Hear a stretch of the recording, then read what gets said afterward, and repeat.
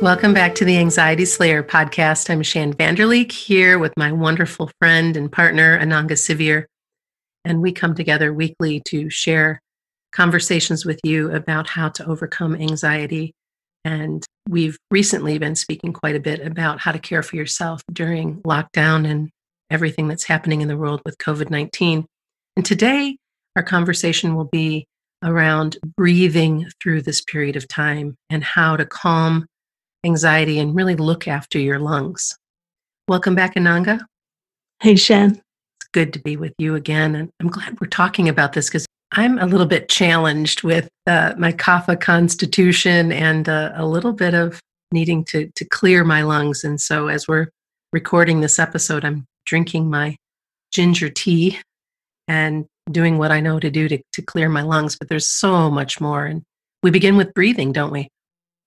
We certainly do, yeah. And as we've discussed in a recent episode, when we're anxious about our health, it's really helpful to go to a proactive place and look at what can I do to feel more calm, to feel more present and at peace in my body, and to look after my health, look after my respiratory health, look after the health of my lungs. And those together really brings the anxiety down and helps us get through our day just feeling more peaceful and more assertive about our self-care. So yeah, it definitely starts with breathing. And Ayurveda, India's ancient science of life and living a healthy, good life, recommends special breathing practices known as pranayama, which means to control or direct the breath. And those practices are recommended for health and peace of mind together. So that's what we're talking about today, getting the peace of mind and the healthcare in together. And one popular practice is called alternate nostril breathing or Nadi Shodhana. And Shan, you recorded a beautiful guided practice of that particular breathing exercise on our Transition to Calm album. And we've also made that available on our Patreon page. So if you're interested in learning how to do that breathing technique, it's very beautiful, very calming. It's a good way to start your day. So you can find that on our Patreon, and we'll have details of that at the end of the show. Definitely breathing, moving the lungs, feeling very positive about air coming into and out of the lungs is definitely where we start. Along with the breathing practices, I really enjoy inhaling steam, whether I add a little bit of lavender to it or in the past I've added oregano oil.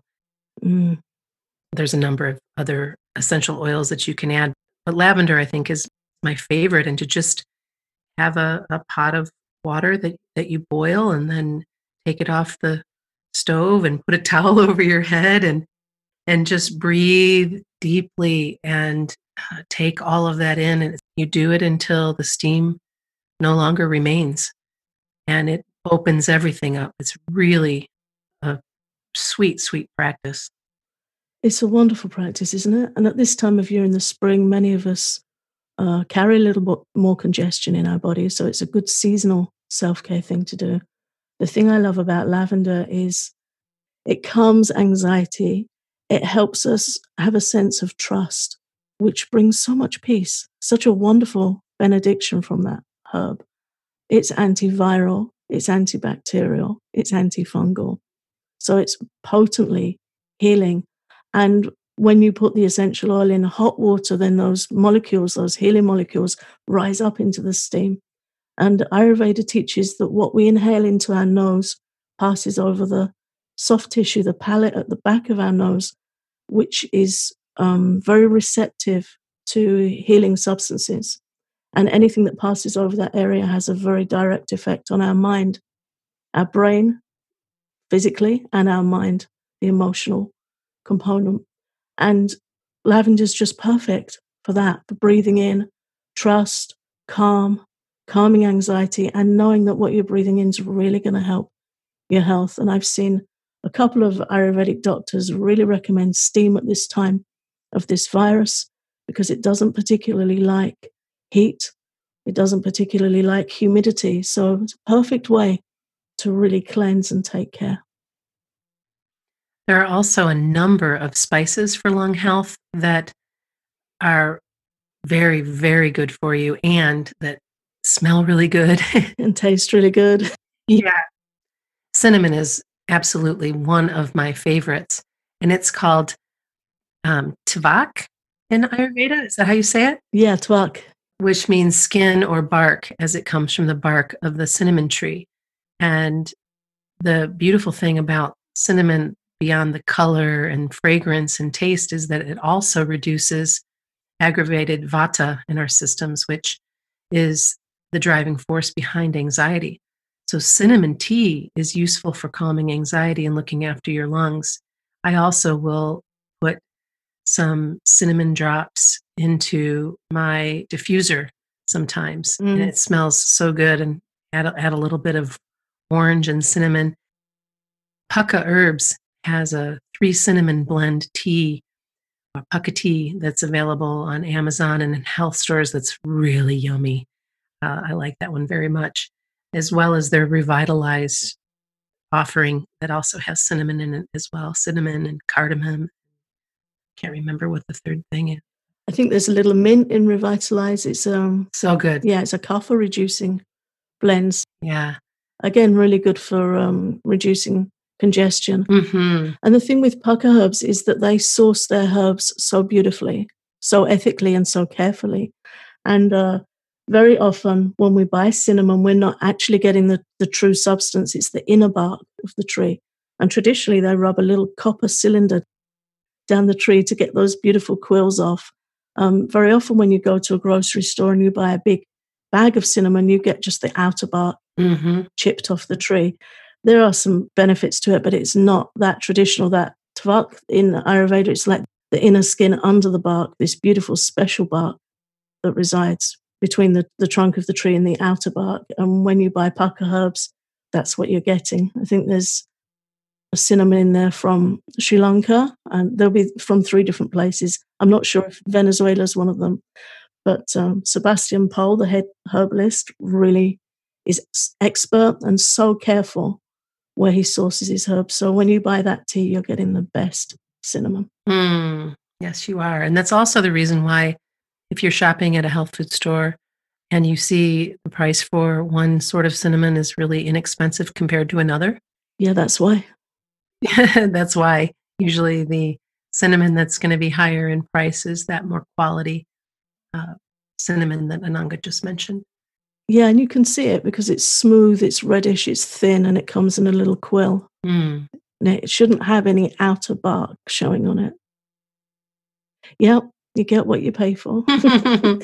Black pepper is also quite helpful, and Ayurveda considers black pepper rejuvenating to the respiratory system, and it also helps clear congestion, especially when there's cold or dampness. And I love black pepper. I use it quite often. Telecherry black pepper is my very Mm. favorite.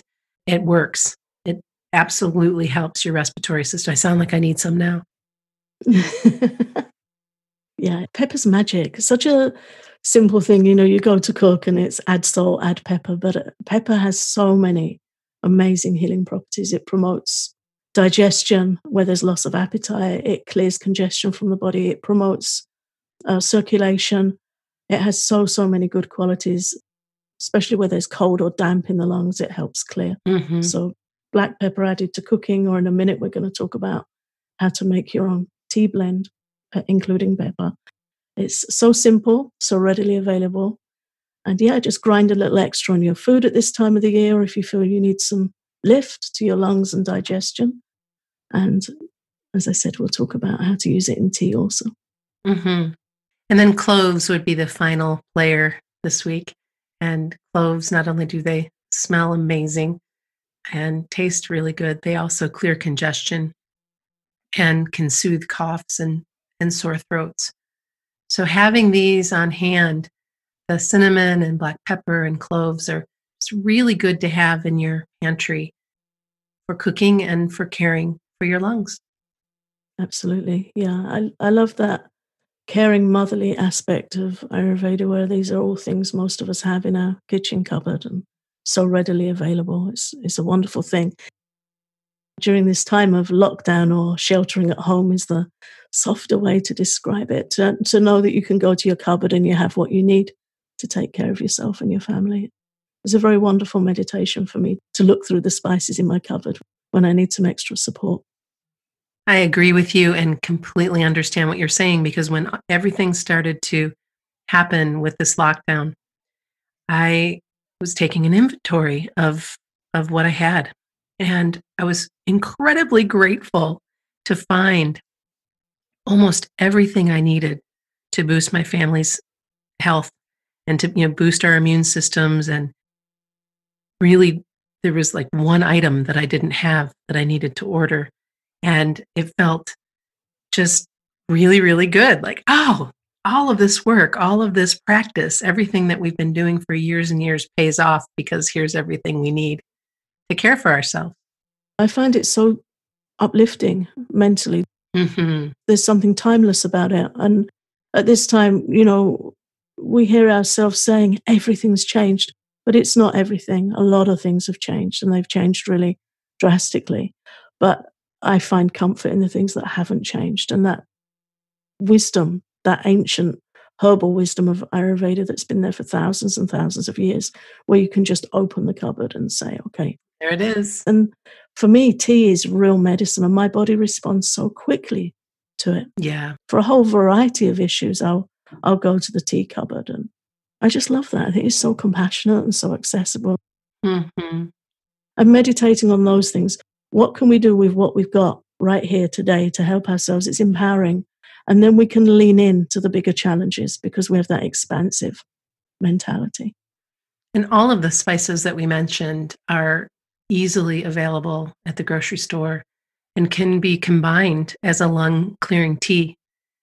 Pepper mixes well with ginger and cloves and is sometimes added to spice blends for chai tea that both you and I love very much.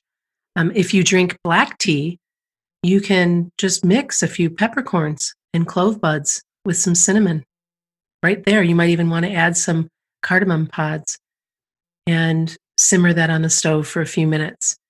After cooling it down, you can add some almond milk and honey and make this wonderful low caffeine blend that is so loving for your lungs. It will clear the congestion. It tastes yummy. You have a hot spice blend too that you like as well. I do, yeah. I would just add to that to inhale the steam while you're simmering the spices. Oh, sure. Just inhale the steam from the stove and inhale it when it's in your cup before you drink it and really connect with the healing potency of those herbs. But yeah, just a really simple blend, a hot spice blend that clears toxins, clears congestion. In Ayurveda, it's called pachaka water. Means toxins, toxic material in the body, and it clears away. It's like a herbal detergent for the inner tissues of the body. So we're all about sanitization at the moment, inner sanitizing, and it's very uplifting, very clearing. So you add 3 or 4 cloves and around 5 black peppercorns with some fresh grated ginger to a flask of hot water and sip it throughout the day. Sip it between meals, and it keeps the digestion moving nicely, keeps the deeper tissues of the body hydrated, hydrates and cleanses the body on a much deeper level than sipping regular water. So it's very simple. And again, if you want to heat it on the stove before you put it in your flask, you can just inhale that steam as you do so. And if you want to add a little honey to taste, that's also fine. Just let it cool down a bit first. Really simple, and it's something I've enjoyed for many years and really can feel the benefits when I do that. Mm. I think it's also important that we touch on how much we can benefit from breathing fully during this time. And when we're stressed or anxious, our breathing often gets very shallow. And I've had to really be mindful of that myself over the last few days. For whatever reason, I've been more sensitive these last few days than I have the days before that. And I noticed that my breathing was moving right up into my chest and needed to get back into my belly. So, prompting yourself a few times a day to pause and practice deep breathing, active deep breathing, nice and deep. You could move to a window, or if you can, step outside and just take some deep cleansing breaths in through your nose and then exhaling through your mouth. and just really even sighing it out, really being active in that participation Mm. of moving your breath and oxygenating your blood. And it's just so very good for you. It's important that you move your lungs by taking deeper breaths, especially now. Yeah, now more than ever, isn't it? And we really do have to check in because we have a tendency when we're anxious, as you just said, Shan, to breathe very shallowly. And I'm noticing when I'm out, if I have to run an errand, there's almost a reluctance to breathe Yes. because we're living in a time where there's a potential airborne hazard. Ananga, I held my breath going into the post office. Yeah. I've done it more than once.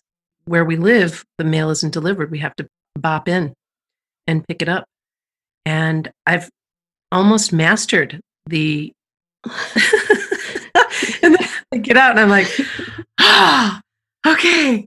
And now it's a little bit different now because I have a mask and I'm still mindful and I'm not going in there if other people are in there if I can help it. But yeah, you hold your breath, and by holding your breath, it becomes more shallow and we don't even realize we're doing it. We don't know we're doing it. And then our anxiety increases because anxiety doesn't like shallow held breath. It Mm-hmm. affects it, it informs it. So we need to just check in. It's a natural response. We're going to do it sometimes. I had to go grocery shopping yesterday. I've been putting it off for days. I try and go like 3 times a month. The time was due.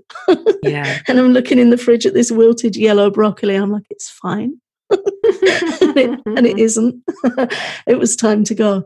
So I've got a routine that I don't need to trouble anyone else with, but I'm getting it down. I'm getting used to it. But I came home from the grocery store and I thought, okay, that went fairly efficiently.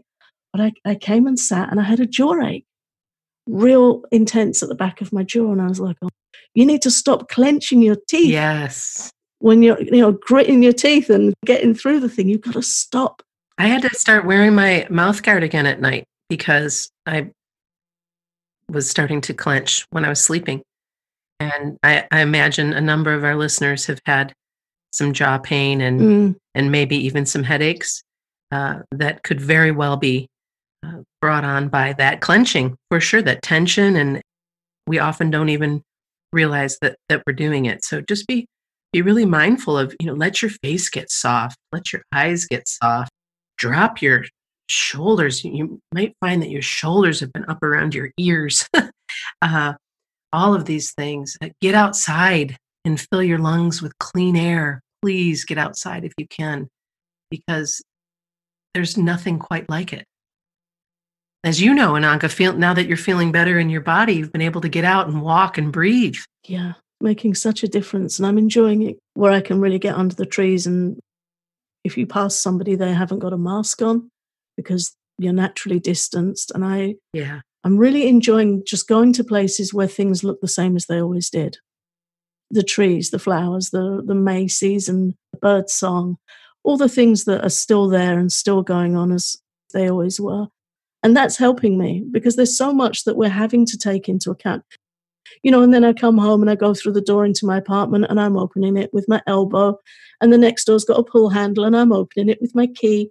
And I come in and I wash my hands, which are so, so dry. Yeah, mine too. And that's how it is for all of us. But during that walking time, everything's the same. Yeah. And while I was regaining strength from being sick, I was really missing that. And I can feel the difference on my mind from getting up in the morning and moving. Anxiety loves inertia. It thrives on us not moving. And I don't always want to do it. My mind this morning was telling me, don't walk. You're tired. You've got a bit of a headache. Just stay home and read. And I had to really ignore it.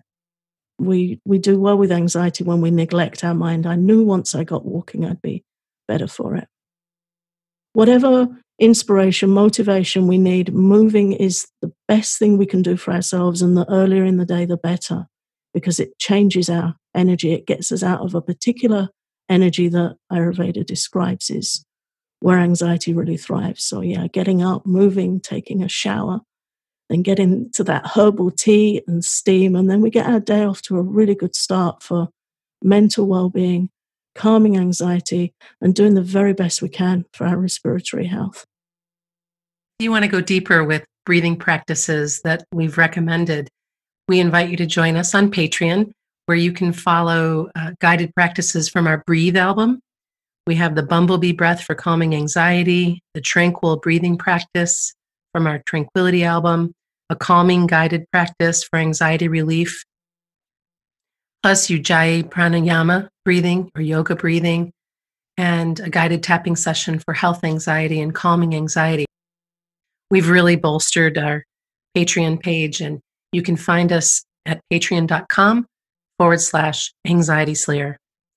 And here's to your health and the well-being of your lungs. And we hope that you give some of these practices a try and let us know how it goes for you.